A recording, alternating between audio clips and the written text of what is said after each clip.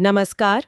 अपराध और समाज का जो रिश्ता है वो हमेशा से काफी पेचीदा रहा है। हाँ, बिल्कुल। आज हम इसी गुत्थी को थोड़ा समझने के लिए 100 साल से भी ज्यादा पीछे जा रहे हैं। हमारे पास जेम्स डेवन की किताब है the criminal and the community. उसके कुछ हिस्से हैं जी। और ये हमें 20वीं सदी की जो शुरुआत थी उस वक्त के क्रिमिनल जस्टिस सिस्टम की एक थोड़ी चौंकाने वाली तस्वीर दिखाते हैं। बिल्कुल। और डेविन का नजरिया मतलब उस जमाने के हिसाब से देखें तो काफी क्रांतिकारी था। हाँ। उनका जो मुख्य तर्क था वो ये कि अपराधी का जो मामला है वो सिर्फ कानून या डॉक्टरी का नहीं है, ये सबसे पहले एक सामाजिक सवाल है। अच्छा। उन्होंने उस दौर के जो तथाकथित वैज्ञानिक तरीके थे ना अपराध विज्ञान के, हाँ हाँ, वो जो मानते थे कि अपराधी पैदाइशी होते हैं। बिल्कुल, और उनको उनकी शक्ल सूरत से या सिर के नाप से पहचान सकते हैं, उसको उन्होंने सीधी चुनौती दी थी। उन्हें अपराध क्यों होते हैं और सबसे जरूरी उनके साथ कैसा बर्ताव होना चाहिए था। हम देखेंगे कि डेवन कैसे सिर्फ किताबी बातों पर नहीं बल्कि असल जिंदगी के तजुर्बों और सामाजिक हकीकत पर जोर देते हैं। जी। चलिए इस सोच की तह तक चलते हैं। तो डेवन की जो पहली चोट है वो उसी सोच पर है कि सारे इंसान एक जैसे होते हैं या होने चाहिए। वो कहते हैं कि जो मौजूदा सिस्टम है वो अपराधियों को सजा देने के लिए बना है, उनको समझने या सुधारने के लिए नहीं। बिल्कुल, सजा पर फोकस है, सुधार पर नहीं। हाँ, और ये जो वैज्ञानिक अपराध विज्ञान था उस वक्त का, जो औसत निकालकर एक औसत अपराधी की तस्वीर गढ़ता था, जी जी, डेवन के हिसाब से वो सरासर धोखा था। वो कहते थे कि ऐसी औसत तस्वीर तो किसी की भी तस्वीर नहीं होती। ये बहुत बहुत अहम बात है। डेवन का मानना था कि हर अपराधी वो एक अलग इंसान है, उसकी अपनी खासियतें हैं, अपनी कमजोरियां हैं। उनको सिर्फ कुछ मिलती जुलती बातों के आधार पर एक झुंड में डाल देना, मतलब उनकी असलियत को अनदेखा करना है। सही। और जेल के अंदर किसी अपराधी को समझना तो और भी मुश्किल। हाँ, क्यों? क्योंकि वहां वो अपने असली माहौल में थोड़ी ना है, वो तो नियमों में जकड़ा हुआ है। उसकी असली शख्सियत तो छिप जाती है। अच्छा। वो शायद हमदर्दी पाने के लिए या कोई सुविधा पाने के लिए वही कहेगा जो अधिकारी सुनना चाहते हैं। हाँ, ये तो है। चालाकी करेगा। डेवन ने ये भी देखा कि जो लोग पहली बार जेल आते हैं ना, उनमें वो किताबी आपराधिक लक्षण अक्सर होते ही नहीं है। अच्छा। हाँ, वो आम लोगों जैसे ही दिखते हैं, वैसे ही होते हैं। हाँ, ये जरूर है कि वक्त के साथ जैसे उनकी जिंदगी के हालात होते हैं, जैसी संगत मिलती है, उस वजह से उनमें कुछ आदतें या सोचने का तरीका शायद एक जैसा हो जाए। अच्छा, मतलब एक पैटर्न बन जाता है। हाँ, जिसे एक आपराधिक वर्ग जैसा कुछ बन जाता है। ठीक वैसे ही जैसे कोई डॉक्टर का वर्ग है या कारीगरों का वर्ग है। मतलब ये पैदाइशी नहीं, बनने की प्रक्रिया है ज्यादातर। बिल्कुल, माहौल और हालात की देन ज्यादा है। जी। और आनुवांशिकता यानी हेरिडिटी को लेकर भी डेवन बहुत सतर्क थे। वो मानते थे कि ये कहना कि अपराध खानदानी है, ये चीजों को बहुत ज्यादा आसान बना देना है। हाँ, मतलब ओवर सिंप्लीफिकेशन है। बिल्कुल। उनका सवाल बड़ा दिलचस्प था। वो कहते थे कि अगर कोई आदमी 30 साल की उम्र में मान लीजिए पागल हो जाता है और उसके खानदान में और भी पागल लोग रहे हों, तो ठीक है, मान लिया कि इसमें आनुवांशिकता का हाथ हो सकता है, लेकिन सवाल ये भी तो है कि वो 30 साल तक ठीक कैसे रहा। अरे वाह, ये तो सोचने वाली बात है। जी। डेवन के मुताबिक अपराध जो है वो विरासत में मिली काबिलियत का नतीजा नहीं है, बल्कि उन काबिलियतों के गलत इस्तेमाल का नतीजा है। अच्छा, मतलब काबिलियत तो थी पर इस्तेमाल गलत दिशा में हुआ। बिल्कुल। और पागलपन और अपराध के बीच का जो रिश्ता है उस पर डेवन क्या कहते हैं? डेवन का कहना था कि सिर्फ कोई अजीब या भयानक काम कर देने से कोई पागल साबित नहीं हो जाता। किसी की दिमागी हालत का अंदाजा लगाना है तो उसके पूरे बर्ताव को देखना होगा, उसके सामाजिक हालात को समझना होगा। हाँ, सिर्फ एक घटना से नहीं। बिल्कुल। उन्होंने एक उदाहरण दिया था एक शख्स का जो आगजनी के जुर्म में पकड़ा गया था। अच्छा। बाहर से देखने में वो बिल्कुल सामान्य बल्कि हंसमुख लग रहा था, लेकिन जब गहराई से जांच हुई तो पता चला कि वो एक बहुत गंभीर दिमागी बीमारी से जूझ रहा था, जिसे general paralysis of the insane कहते हैं। ओह। और कुछ ही साल में उसकी मौत भी हो गई। तो ये दिखाता है कि ऊपरी बर्ताव कितना धोखा दे सकता है। बिल्कुल, मतलब सतही तौर पर नहीं आंक सकते। सही कहा। इसी तरह डेवन ने जो मानसिक रूप से थोड़े कमजोर लोग होते हैं उनकी मुश्किलों पर भी ध्यान खींचा था। खासकर गरीब तबके के लोग, उन्हें अक्सर छोटे मोटे जुर्मों में बार बार जेल भेजा जाता रहता था। ओह। जब तक कि वो पूरी तरह से अपना मानसिक संतुलन खो ना दें या उनका रिकॉर्ड इतना खराब ना हो जाए कि आखिरकार उन्हें वो इलाज मिले जिसकी उन्हें शायद शुरू से ही जरूरत थी। ये तो एक तरह का दुष्चक्र हुआ, विशियस साइकिल। बिल्कुल बिल्कुल। और शारीरिक कमियों के बारे में उनका मानना था कि वो शायद ही कभी सीधे अपराध का कारण बनती हैं, बल्कि अक्सर तो उनसे सहानुभूति पैदा होती है। अच्छा, तो ये तो हुई अपराधी को समझने की बात, लेकिन डेविन के हिसाब से अपराध के असली कारण क्या थे? मुझे लगता है यहीं पर उनका विश्लेषण समाज की तरफ मुड़ता है ना? हाँ बिल्कुल। और यहाँ वो सबसे पहले शराब की बात करते हैं, लेकिन एक बहुत अलग अंदाज में। कैसे? डेविन ये नहीं कहते कि शराब ही अपराध की जड़ है। अच्छा। बल्कि वो कहते हैं कि ज्यादातर जो छोटे मोटे अपराधी हैं, जैसे नशे में हंगामा करने वाले, हाँ, वो लोग अपराध करते वक्त नशे में होते हैं। इन लोगों की तादाद बहुत ज्यादा है और इनको जो छोटी छोटी सजाएं मिलती हैं वो जेल सिस्टम पर बोझ तो हैं, पर उनसे शायद ही कोई सुधरता है। तो फिर गंभीर या पेशेवर अपराधियों का क्या वो भी शराब पीकर अपराध करते थे? नहीं, डेविन कहते हैं कि जो पेशेवर अपराधी हैं वो अपने काम के दौरान शराब से बचते हैं। क्यों? क्योंकि इससे पकड़े जाने का खतरा बढ़ जाता है ना। ओ हाँ, होश में रहना जरूरी है। बिल्कुल। अगर वो पकड़े जाने पर कहते भी हैं कि शराब की वजह से यहाँ हूं, तो उनका मतलब अक्सर ये होता है कि शराब ने उनकी सावधानी कम कर दी और वो पकड़े गए। हाँ, मतलब ये नहीं कि शराब ने उन्हें चोरी करने पर उकसाया। नहीं, मतलब शराब ने उन्हें पकड़ने में पुलिस की मदद कर दी। ये तो बड़ा दिलचस्प नजरिया है। हाँ, अलबत्ता हिंसक अपराधों में डेविन मानते थे कि शराब एक उत्प्रेरक या ट्रिगर का काम कर सकती है, जो दबी हुई क्रूरता है उसको बाहर ला सकती है। समझ गए। लेकिन शराब से भी ज्यादा जोर डेविन गरीबी, तंगी और भीड़-भाड़ पर देते हैं। ये उनके विश्लेषण का शायद सबसे अहम हिस्सा लगता है मुझे। बिल्कुल सही। उनका तो दावा ही ये था कि जेल में ज्यादातर लोग अपनी गरीबी की वजह से हैं। सच में? हाँ, अक्सर इसलिए क्योंकि वो छोटा मोटा जुर्माना भी नहीं भर पाते। ओह। गरीबी लोगों को ऐसे हालात में डाल देती है जहां जीने के लिए शायद गलत रास्ता चुनना ज्यादा आसान लगने लगता है। और उन्होंने एक और दिलचस्पी पाई कि गरीबी या शराब की खपत से भी ज्यादा जनसंख्या का घनत्व यानी भीड़-भाड़, उसका अपराध से सीधा संबंध है। भीड़-भाड़ का? कैसे? हाँ, उन्होंने शहरों की जो तंग बस्तियां थीं, स्लम्स जिन्हें कहते हैं, हाँ, उन्हें अपराध और अनाचार के साथ साथ बीमारी और मौत का गढ़ कहा है। मतलब जहां ज्यादा लोग ठूसे हुए हैं वहां अपराध ज्यादा है। ये तो सोचने वाली बात है। और बेरोजगारी, उसका भी जिक्र है? हाँ, बेरोजगारी भी एक बड़ा कारण बनकर उभरती है। डेविन ने एक कारीगर का उदाहरण दिया है। अच्छा, क्या हुआ उसके साथ? वो एक अच्छा मेहनती इंसान था, लेकिन पहले हड़ताल हुई, फिर मंदी आ गई, तो वो बेचारा बेरोजगार हो गया।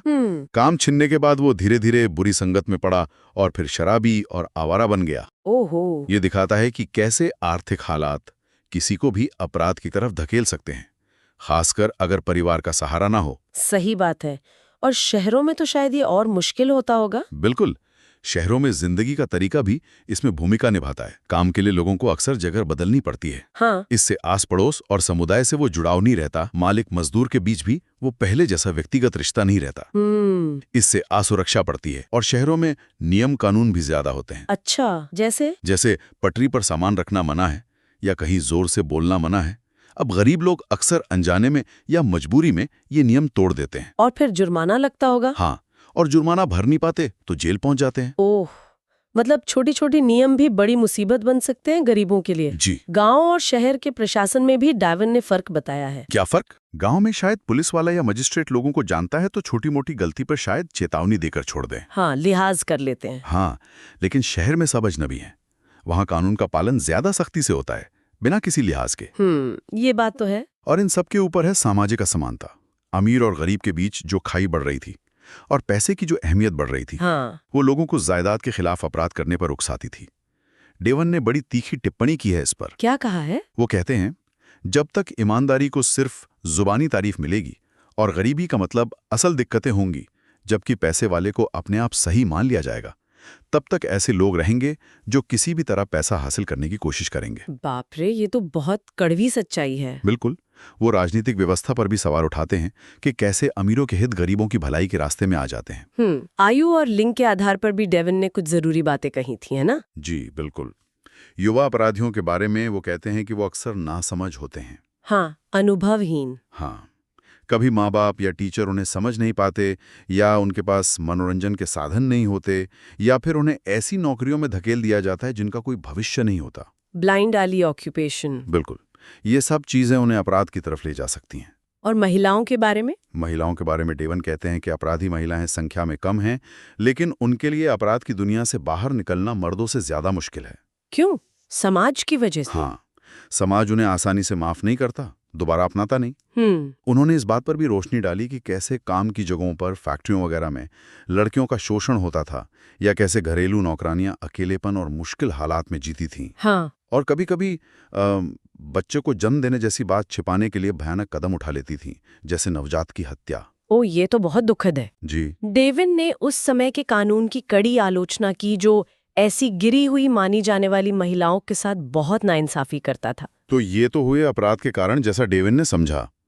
अब आते हैं उनके सबसे तीखे हमले पर, उस जमाने में अपराधियों के साथ जो सुलूक होता था, यानी सजा के तरीके। हाँ। और यहाँ डेविन की भाषा बहुत बहुत सख्त हो जाती है। अच्छा। वो सजा देने के सिस्टम को क्वैकरी कहते हैं, मतलब नीम हकीमी। नीम हकीमी क्यों? क्योंकि ये सिस्टम मानता था कि एक ही दवा यानी सजा सब पर काम करेगी, जो कि सच नहीं है। वो कहते हैं कि मौजूदा व्यवस्था ना तो ढंग से सजा देती है और ना ही अपराध रोक पाती है। ये सिर्फ बदले की भावना पर आधारित है, सुधार पर नहीं। तो वो मौत की सजा या कोड़े मारने जैसी सजाओं के खिलाफ थे? बिल्कुल, पुरजोर विरोध करते थे।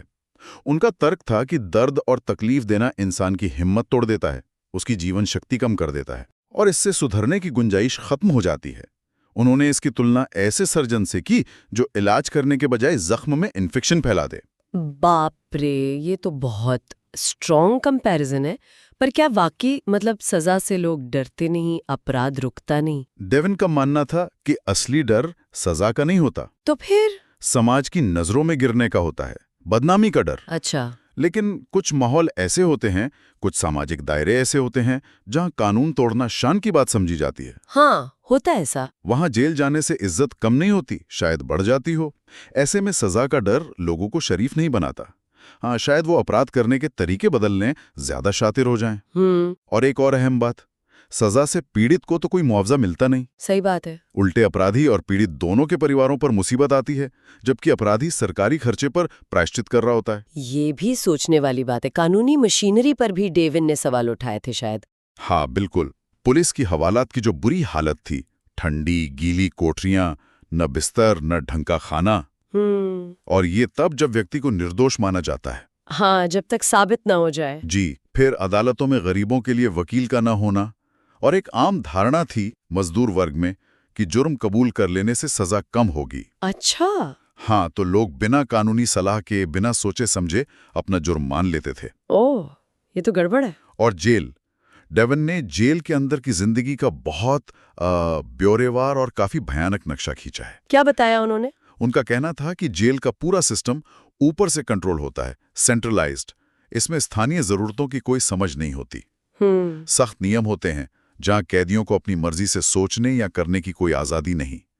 जिंदगी एकदम नीरस और अमानवीय। जैसे सुबह से शाम तक एक ही ढर्रा, पहचान जांच, नहाना, सरकारी कपड़े पहनना, नियमों की कॉपी मिलना, फिर कोठरी में बंद।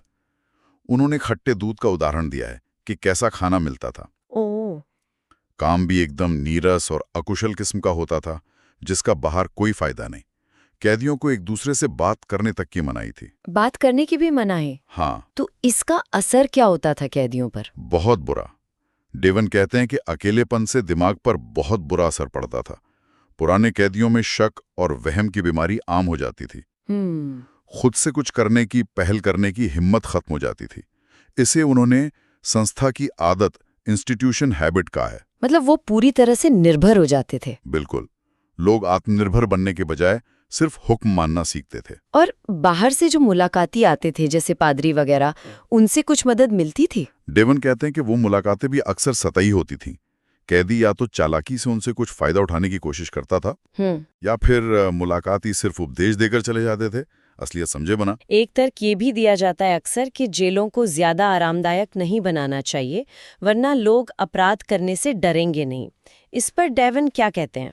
डेविन इस तर्क को सिरे से खारिज करते हैं। अच्छा। वो कहते हैं कि पिंजरा तो पिंजरा ही होता है, चाहे सोने का ही क्यों ना बना हो। हाँ, ये बात तो सही है। असली सजा आजादी का छीनना है। हाँ। और जेल का जो माहौल है वो इंसान को बेहतर बनाने के बजाय अक्सर और बिगाड़ देता है, उसे समाज के लिए और ज्यादा खतरनाक बना देता है।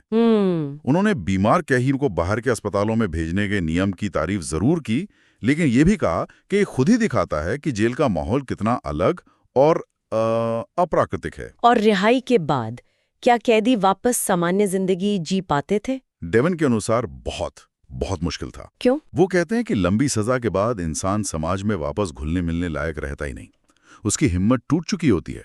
डेवन ने लिखा है उसकी आत्मा कुचल दी गई है। काम मिलना तो लगभग नामुमकिन सा होता था, खासकर महिलाओं के लिए।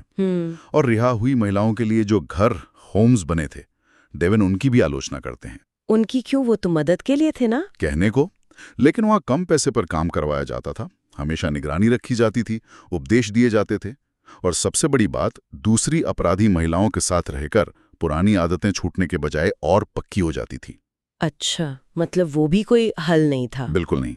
संक्षेप में डेवन का निष्कर्ष था कि कारावास यानी जेल भेजना लोगों को बेहतर नहीं बल्कि बदतर नागरिक बनाता है। उन्होंने उस समय के कुछ खास सुधार के प्रयासों की भी आलोचना की थी, जैसे शराबियों के लिए बने इनेब्रिएट होम्स या युवाओं के लिए बॉस्टल सिस्टम।